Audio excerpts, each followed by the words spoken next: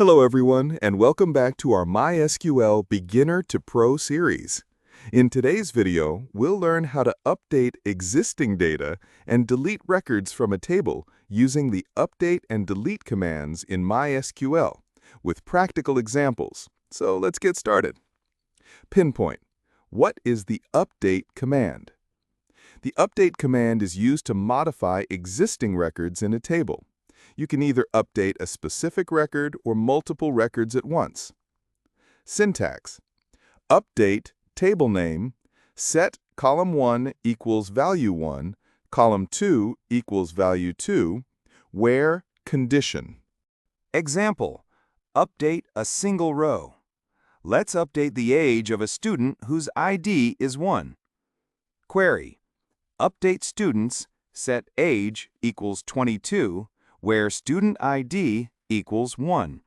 Result, age of student ID 1 is now updated to 22. Pro tip, always use the where clause, otherwise it will update all records. Example, update multiple rows. Now let's update the age of all students whose age is less than 20. Query, update students, set age equals 23, where age is less than 20. Result, all students with age below 20 now have age 23. The delete command removes records from a table. You can delete specific records or clear the entire table. Syntax. Delete from table name, where condition. Example, delete a specific row. Let's delete the student whose ID is 3. Query, delete from students, where student ID equals 3. Result, student with ID 3 is removed from the table. Example, delete all records.